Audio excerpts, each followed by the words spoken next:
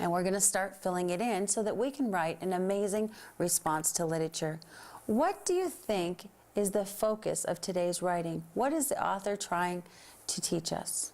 Too much is too much? I think that would be a good title. Too much is too much. Too much of anything.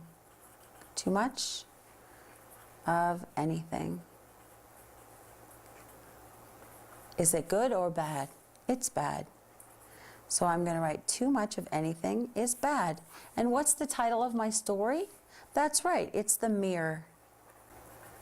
Now I'm going to go down here and I'm going to put quotation marks on both sides of the mirror.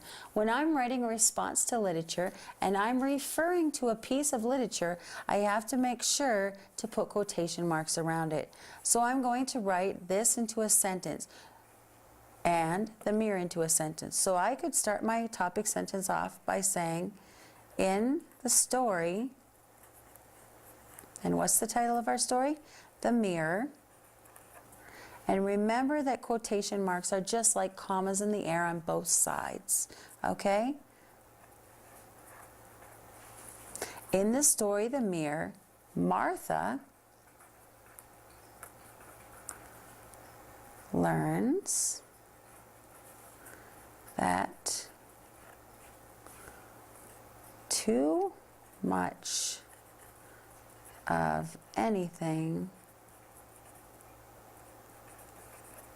is bad. Okay, and I'm going to put a period there and let's read it together. In the story, The Mirror, Martha learns that too much of anything is bad. Excellent. Now we're going to move down and I want us to put our transition words. Now we're in second grade, so let's start writing some more exciting transition words or phrases. Let's write to begin with.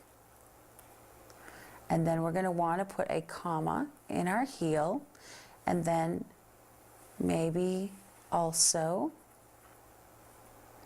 No, I think I would rather have an after that. So I'm going to write after that, and I'm just going to cross it out because remember on our template, this is our scratch area where we make our mistakes. And then put finally at the end and a comma in the heel. Perfect. So we've got our transition words, and we have our topic sentence. Now we need to think about our character qualities at the beginning, the middle, and the end of the story. How was Martha at the beginning? Well, she was stuck on herself. So let's write stuck on herself. How was she in the middle of the story? Remember that big word that I taught you that meant doing something over and over and over, and that's all you can focus on? That word is obsessed. Let's write that down. O-B-S-E-S-S-E-D. And at the end, we know that Martha was very thankful. She was thankful to George for helping her see that she was spending too much time on something. Great. So now we're going to write each of those into a sentence. To begin with, what was the problem for Martha? She was stuck on herself, wasn't she? So we're going to write, to begin with, Martha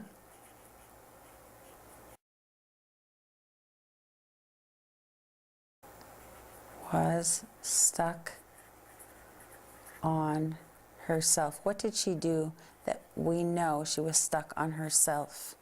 She looked at the mirror, didn't she? To begin with, Martha was stuck on herself. She looked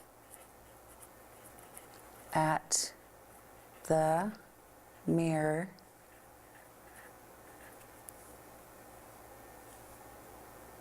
all day. And then we're going to put a period. She looked at the mirror all day, okay? And then after that, she was obsessed. Did it just happen at the day? No, it happened during the night as well. So we're going to say, after that, comma, she became, what's the big word? Obsessed. Martha even, what did she do at night? She even looked at herself during the night. Perfect. Now let's make sure we have a period at the end, and let's go back and read that. After that, she became obsessed. Martha even looked at herself during the night. Is that what happened in the middle? Yes, it is. Now we're going to go to the end. What did George do to stop Martha from being obsessed? That's right. Finally, George did something about it. So we're going to write finally. And I'm going to start a little higher because I think I might need the space. George taped a silly picture to the mirror. Martha stopped looking at herself, didn't she? Martha was thankful.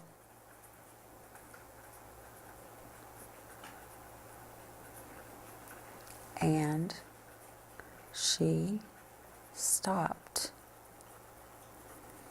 looking at herself. When? All the time.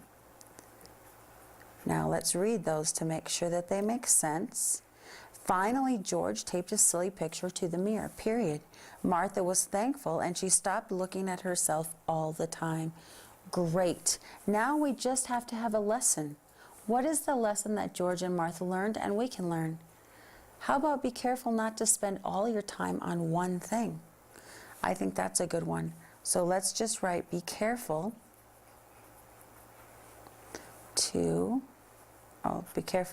not to spend all of your time on one thing. Great. And that's just another way to say too much of anything is bad. So let's go back now and let's read it together before we do our elbow buddies. You know, the next step is elbow buddies, but let's read it as a class.